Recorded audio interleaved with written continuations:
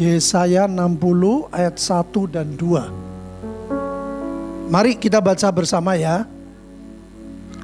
2, 3. Bangkitlah, menjadi teranglah, sebab terangmu datang dan kemuliaan Tuhan terbit atasmu. Sebab sesungguhnya kegelapan menutupi bumi dan kekelaman menutupi bangsa-bangsa. Tetapi terang Tuhan terbit atasmu dan kemuliaannya menjadi nyata atasmu. Saudara, dari 2 ayat ini sebetulnya kita bisa melihat rancangan Tuhan itu sangat baik untuk kita. Ya. Tuhan tahu apa yang akan terjadi. Akan ada kegelapan menutupi bumi, akan ada kekelaman menutupi bangsa-bangsa. Tetapi Tuhan bisa membuat keadaan itu justru menjadi berkat yang ajaib buat kita. Nah, ayat ini sebetulnya tertuju untuk bangsa Israel.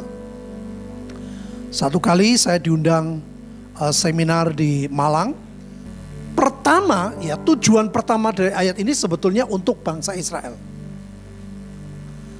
Dan ini terjadi pada waktu Tuhan Yesus lahir. Itu yang pertama. Ya. Jadi ada kedua, ada ketiga, tapi yang pertama itu tujuannya untuk itu. Supaya bangsa Israel itu bangkit. Karena Tuhan datang, Tuhan mau lawat. Lawat umat pilihannya, melawat orang yang umat yang dicintai. Jadi Tuhan ngomong bangkit. Ya. Menjadi teranglah. Tuhan tahu bangsa Israel gak mungkin jadi terang, Bapak Ibu. Bagiannya cuma bangkit. Tapi karena waktu itu Tuhan sedang melawat, kalau mereka meresponi, goalnya itu apa? Kegelapan, kekelaman, itu justru menjadi alat sebagai bangsa Israel menjadi terang.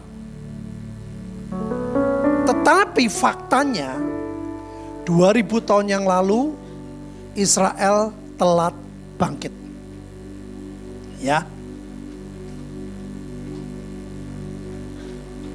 Nah, ini saya kaget saudara. Kemarin beliau bilang sama saya, sebetulnya sekarang ini yang sedang terjadi di Israel itu seperti remedi. Ya, sudah tahu remedi ya, kita waktu SMA kalau ada ujian, ulangan yang nilainya kurang baik, kita diberi kesempatan memperbaiki. Itu namanya remedi. Nah, sebetulnya ini juga sama. Kalau Bapak Ibu melihat, memperhatikan apa yang sedang terjadi di Israel, ini sama. Nanti saya akan tunjukkan ayat-ayatnya. Jadi bangsa Israel itu telat bangkit. Mereka lebih percaya kepada diri sendiri, lebih percaya kepada teknologinya, lebih percaya kepada segala sesuatu yang Tuhan karuniakan. Mereka lebih percaya kepada berkat Tuhannya, bukan kepada Tuhan. Saudara, ini keadaan yang paling bahaya itu seperti ini. Kalau orang sudah mulai mapan, orang sudah mulai tidak ada masalah, orang sudah mulai mengalami segala sesuatu bergulir dengan biasa, saudara tidak bisa memperhatikan serangan-serangan tipis dari si jahat. Saudara, hati-hati. Kalau hidup kita tuh sudah bergulir enak, ya, akhirnya kita nggak ngandalin Tuhan. Tanpa kita sadari. Kristen, kebaktian. Tapi hati pikiran kita tidak mengandalkan Tuhan. Kita lebih percaya apa yang ada di hidup kita. Dan itu anugerah Tuhan. Tapi kita tidak melekat kepada pemberi. Tapi melekatnya kepada pemberian. Israel begitu. Yang membuat bangsa Israel pintar itu siapa? Tuhan. Karena umat pilihan. yang paling dablek, yang paling sombong di dunia. Dipilih supaya apa?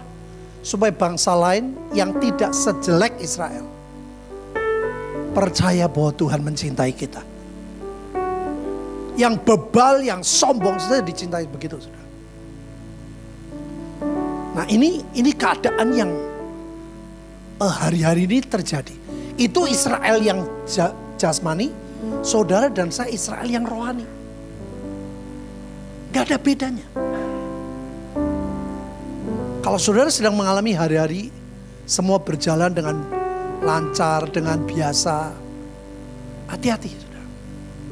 Yang Tuhan minta bangkit. Jadi bangkit itu bukan orang tiduran saudara. Bangkit adalah orang yang siap melakukan apapun yang diperintah oleh Tuhan.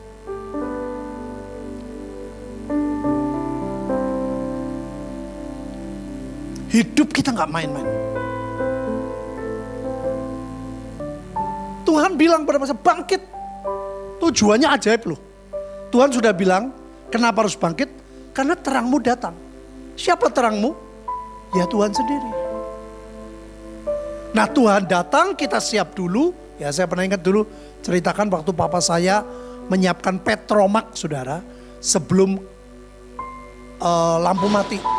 Dan kemuliaan Tuhan terbit atasmu. Saudara, Tuhan tuh sudah ngatur ya, begitu indah. Kenapa? Sebab sesungguhnya kegelapan menutupi bumi, kekelaman menutupi bangsa. Jadi dua hal saudara. Bencana alam dan manusianya. Yaitu perang dan lain sebagainya. Kalau sudah baca nanti selanjutnya ya, Libanon segala macam. Saudara, sebetulnya Tuhan pengen begitu. Sekarang malah Libanon yang menyerang. Sebetulnya Tuhan pengen orang-orang mereka datang kepada Tuhan. Tapi kalau telat bangkit, gak bisa. Ya. Next. Ini buktinya. Ketika Herodes tahu bahwa ia telah diperdayakan orang Majus, ia sangat marah, ia menyuruh membunuh semua anak di Bethlehem dan sekitarnya. Yaitu anak-anak berumur 2 tahun ke bawah, sesuai dengan waktu yang dapat diketahui dari orang Majus. Dengan demikian genaplah firman disampaikan oleh Nabi Yeremia, terdengarlah suara ramah tangis dan ratap yang amat sedih. Rahel menangisi anak-anaknya dan ia tidak mau dihibur sebab mereka tidak ada lagi. Saya bertanya kepada beliau yang ahli sejarah. Kenapa dikatakan genaplah firman? Saudara, Tuhan itu tidak ingin mengendaki ini terjadi di orang-orang yang dicintai. Contoh waktu Sodom Gomora. Abraham minta Tuhan kalau boleh 50, 40 sampai 10. Ternyata gak ada 10. Tuhan tidak menghendaki ini terjadi buat Israel. Ini terjadi ratap tangis tapi tidak terjadi di umat pilihan. Saya tadi baru cerita saudara. Saya tuh lihat sendiri waktu saya melayani almarhum Pak Yusak Cipto waktu beliau di rumah sakit. Saya 2 malam sudah di situ menemani, saya melayani, dan saya melihat keanehan saudara. Sebelahnya tuh ada orang yang sakit gak berat saudara. Kalau saya lihat beliau sama matanya bengkak, nafasnya keganggu, ya gak bisa bangun gimana. Saudara tahu, yang mati malah sebelah. Besok diganti lagi orang lain, gak begitu berat saudara. Mati 2 orang. Sampai saya bingung. Saudara pernah baca Alkitab berkata setan itu pencuri dan pembunuh. Contohnya ini. Sebetulnya Herodes pengen bunuhnya siapa? Yesus tuh. Tapi karena Yesus gak kena, dibunuh anak 2 tahun ke bawah. Nah jadi ngerti Alkitab tuh caranya begitu. Oh saya baru ngerti. Bukan Tuhan mengendaki. Tapi ada tuntutan si jahat. Sebetulnya mau dibunuh Yesus. Tapi yang kena. Kenapa Bapak Ibu? Karena bangsa Israel terlambat bangkit. Buktinya, next. Nah, pada waktu Hanas dan Kayafas menjadi imam besar, lucu, datanglah firman Allah kepada anak Zakaria di padang, ini di bait Allah tinggalnya. Karena ini terlambat bangkit. Kerjaannya cuma makan minum, kerjaannya nggak berdoa syafaat, kerjaannya tidak memintakan ampun, kerjaannya tidak melakukan keimamannya, tapi menghakimi. Sudah lihat, menilai, menghakimi. Itu pekerjaan Imam Hanas dan Kayafas pada waktu itu. Terpaksa Tuhan munculkan. Karena terlambat bangkit. Ini sebetulnya nggak legal, saudara. Yang legal itu yang di bait Allah. Makanya sekarang itu ya, yang legal itu siapa? Pendeta, gereja. Kalau mereka nggak bangkit, serem, saudara. Makanya saudara, kita ini persekutuan, apapun namanya, itu adalah kelompok orang-orang yang sering berkumpul bersama. Sebetulnya kalau saudara ulang tahunnya bisa tahu, didoakan, itu luar biasa, saudara. Itu di jemaat kami, kalau kami mendoakan, mereka tuh merasakan sesuatu. Kita punya ikatan, kita ini punya apa ya? Bukan cuma sekedar kumpul, saudara. Kita tahu bahwa Tuhan itu punya rencana. Nah, ada banyak saudara seperti ini. Makanya terpaksa Tuhan bangkitkan. Gak siap.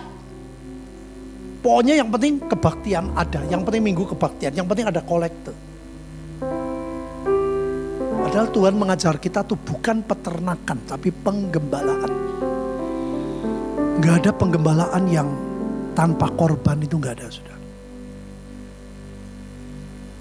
Nah, maka dari itu, membangkitkan ini terpaksa, saudara. Dan itu tidak mudah. Coba saya akan buktikan. Next.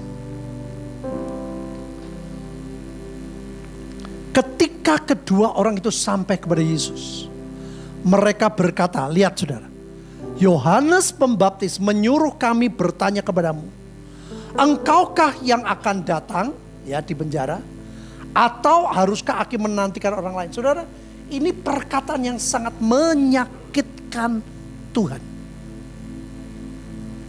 Karena apa? Karena Yohanes tahu persis Yesus itu adalah juru selamat. Yohanes Pembaptis tahu persis, dia dengar suara. Ada merpati, seperti merpati turun. Inilah anak yang di mana aku berkenan. Itu Yohanes Pembaptis dengar dan lihat.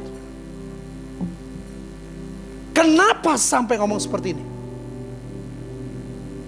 Karena penderitaan. Saudara, hidup kita ini tanpa proses nggak bisa, saudara.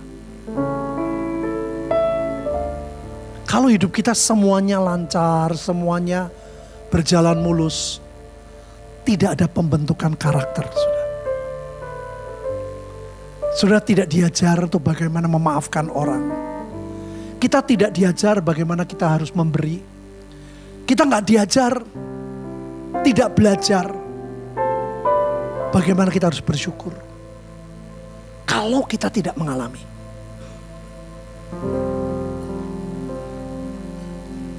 Saudara, bayangin loh.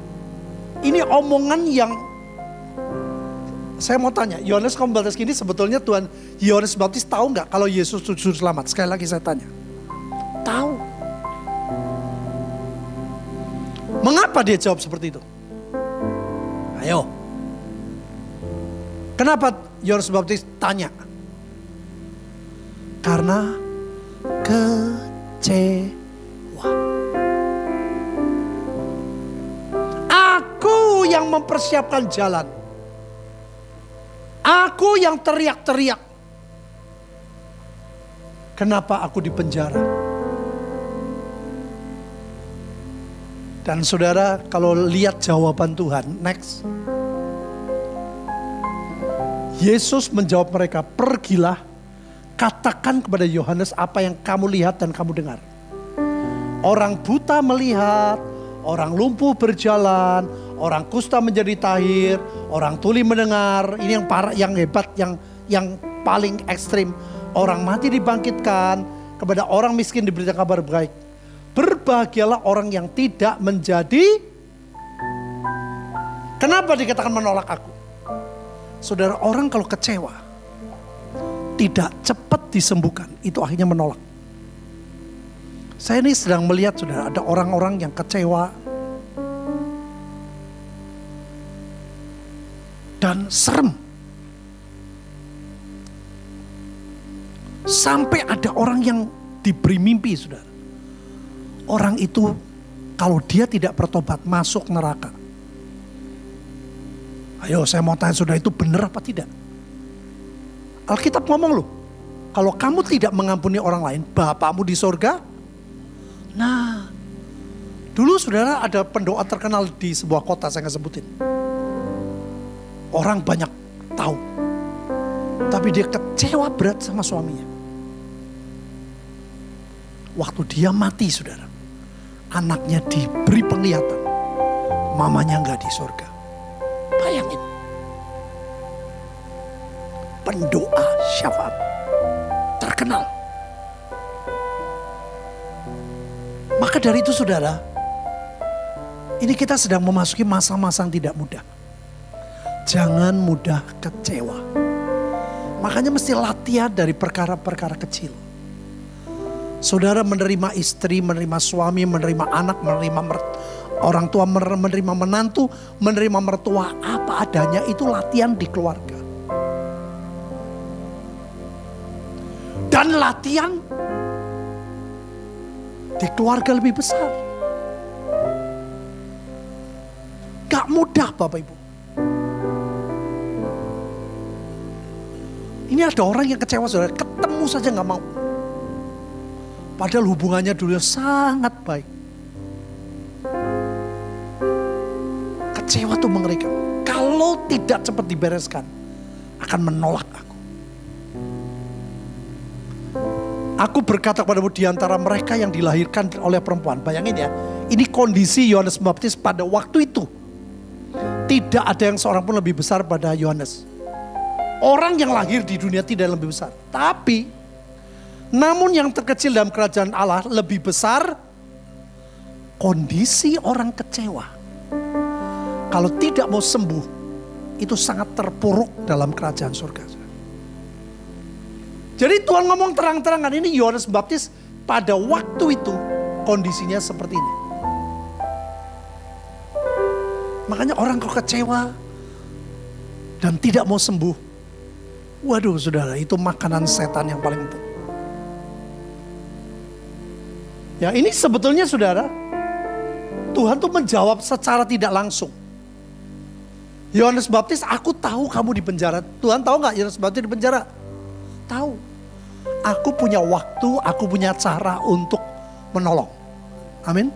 Saya senang dengan lagu itu saudara. Yesus kasih tahu pada Yohanes Pembaptis, aku punya waktu, aku punya cara untuk nolongin kamu di penjara, gak sulit untuk lepas. Betul? Wong mati aja bangkit kok. Halo? Tapi Tuhan punya waktu. Ini Yohanes Pembaptis gak mau ngerti. Dia sudah pilih kecewa. Dan kondisi kecewa itulah yang membuat dia sangat kecil. Terkecil dalam kerajaan Allah. Bayangin. Waktu itu posisi kondisinya. Jadi di hadapan dunia dia lebih besar. Tapi di alam roh dia paling kecil. Di dunia kerajaan Tuhan. Serem banget. Saya akan saksikan sebuah ini kisah nyata saudara. Pada waktu 7 Oktober, tolong ditampilkan. Ada seorang teman saya, seorang pendeta. Dia pelayanan di Jakarta. Dan komplikasi penyakit bermacam-macam saudara. Dia di ICU, istrinya bilang, dia panggil saya tuh, dia jauh lebih tua ya, 76. Dia kalau mengasih terus doain Alwe, namanya Alwe. Di ICU dan koma. Kesempatan sembuh hampir tidak ada. Dan saya bisa merasakan atmosfer kecewanya, saudara. Kenapa? Karena mereka suami istri itu cinta Tuhan sungguh-sungguh. Mereka hamba Tuhan, tapi pelayanannya luar biasa. Mereka sering masak, menolong banyak orang, sudah memberi makan. Masak sendiri loh. Karena istrinya jago masak. Orangnya gak hitung-hitungan. Saya dulu berkali-kali nginep di rumah mereka. Saya kenal saudara hatinya. Dan pada waktu istrinya cerita, saya bisa merasakan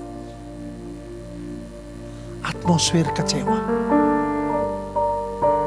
Dia bilang terus, kalau boleh aku minta seperti Hizkia, diperpanjang umurnya.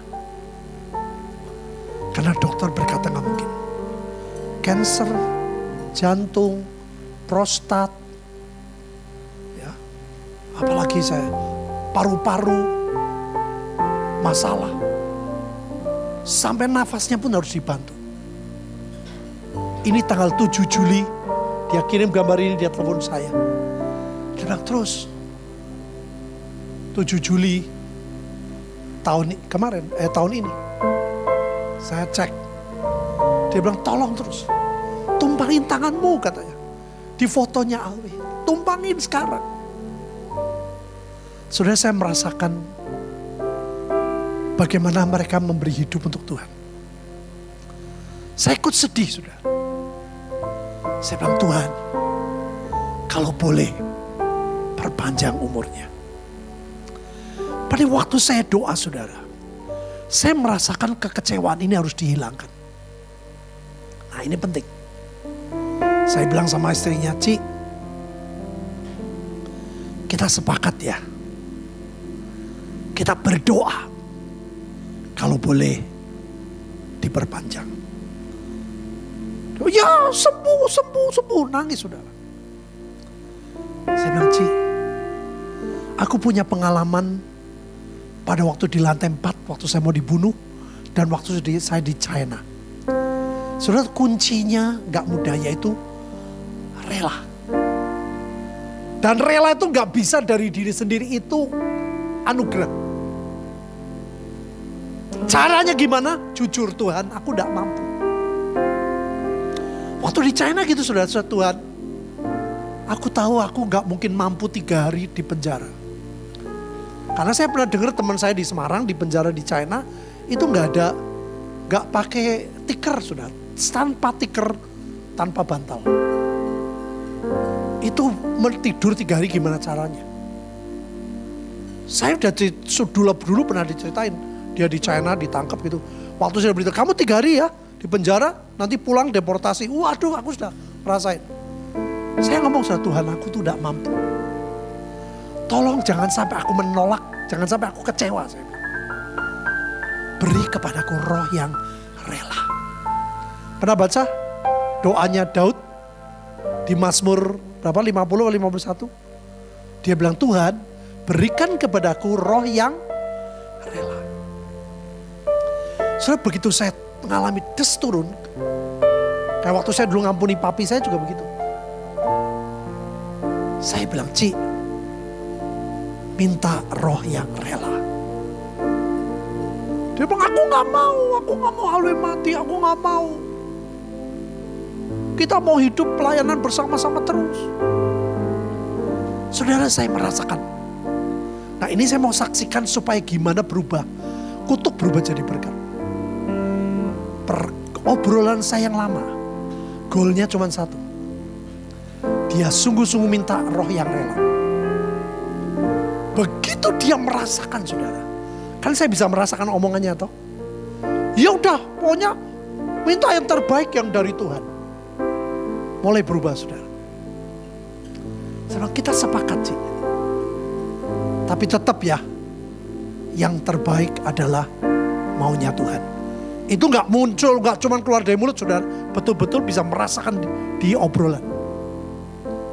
Saya sudah tutup dan itu saya lupakan. Tahu-tahu tanggal awal Oktober, telepon saya dua-duanya sudah. Hah? Sehat? Dia bilang, Petrus kamu harus datang 14 Oktober. Saya mau pesta. Saya mau ucapan syukur. Jemaatnya gak banyak saudara. Di Jakarta gak banyak.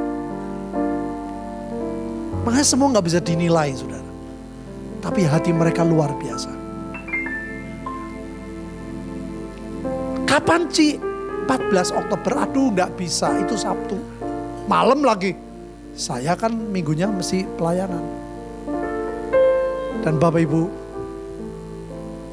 mereka bukan cuma sembuh saudara. Itu kemuliaannya menjadi nyata. Bukan cuma jemaat, ada family, ada temannya melihat. Itu kalau bukan Tuhan tidak mungkin. Next. Saudara, ini 14 Oktober. Mereka suami istri mengucap syukur. Ini Pak Alwe, ini suaminya nama Iza Cirina. Mereka mengucap syukur karena umurnya diperpanjang dan sehat sempurna. Saudara. Tuhan tuh kalau mau nyembuhin sembuh semua loh. Amin. Bukan cuman kanker getah beningnya, bukan cuman prostatnya, bukan cuman radang paru-parunya, bukan cuman jantungnya, sembuh semua. ICU loh. ICU. Serem tuh saudara. Saya waktu di Singapura semalam di ICU. Waduh. Saya gak bisa tidur. Tit, tak, tak, tak, tak, tak, tit. Saya panggil dokter. Bisa gak dimatiin suaranya? Oh, saya bilang kami rumah sakit terkenal di Singapura. Bisa sudah, tek mati. Dicetet mati. Waduh, baru saya tidur. Dokter, tit. Waduh kan bablas anginnya. Next. Adik saya Liz mewakili saya datang ke sana. Ini orangnya, hamba Tuhannya sehat. Ini istrinya. Dan yang lebih ajaib saudara, ada orang kasih mobil baru. Satu. Dia kebaktiannya di lantai 3 saudara, orang tua. Naik 76 tahun.